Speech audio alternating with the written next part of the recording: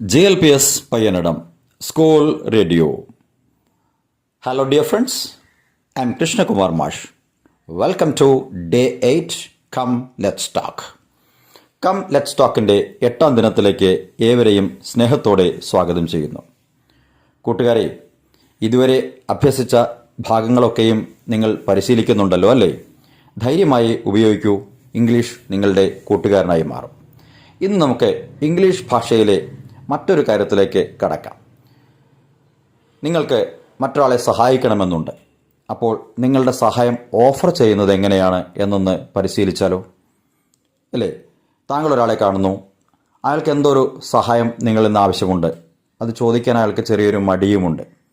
അങ്ങനെ വരുമ്പോൾ നിങ്ങൾ അവരുടെ അടുത്ത് ചെന്ന് വളരെ സ്നേഹത്തോടെ, ഞാൻ താങ്കളെ സഹായിക്കട്ടെ, എന്ത് സഹായമാണ് താങ്കൾ പ്രതീക്ഷിക്കുന്നത്, എങ്ങനെയാണ് എനിക്ക് താങ്കളെ സഹായിക്കാൻ കഴിയുക, ഇതൊക്കെ ചോദിച്ചു കഴിയുമ്പോൾ സഹായം വേണ്ടയാൾക്ക് വലിയ ആശ്വാസമായിരിക്കും അല്ലേ? അപ്പോൾ നമുക്കൊന്ന് പരിശീലിച്ചാലോ? സഹായം വേണ്ട ആളുടെ അടുത്ത് എന്നുകൊണ്ട് നിങ്ങൾക്ക് ചോദിക്കാൻ കഴിയും, sir may I help you, sir may I help you. ഒന്നൊപ്പം പറഞ്ഞ് പരിശീലിച്ച്, sir may I help you. അല്ലെങ്കിൽ നിങ്ങൾക്ക് മറ്റൊരു രീതിയിൽ ചോദിക്കാം, sir how can I help you, sir how can I help you. അല്ലെങ്കിൽ കുറച്ചുകൂടി പൊളൈറ്റായിട്ട് ഭവ്യതയോടുകൂടി നമുക്ക് ചോദിക്കാം, sir if you don't mind could I help you, sir if you don't mind could I help you. താങ്കൾക്ക് വിരോധമില്ലെങ്കിൽ ഞാൻ താങ്കളെ സഹായിക്കട്ടെ.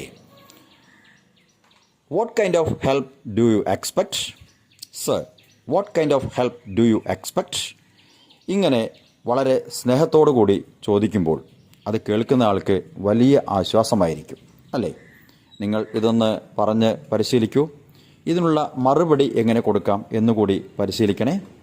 ഓക്കെ, എല്ലാവർക്കും ഇംഗ്ലീഷ് ഭാഷ നന്നായി പ്രയോഗിക്കാൻ കഴിയട്ടെ എന്ന ആശംസയോടെ കം ലെറ്റ്സ് ടോക്കിൻ്റെ 8ാം ദിനം പൂർണ്ണമാകുന്നു.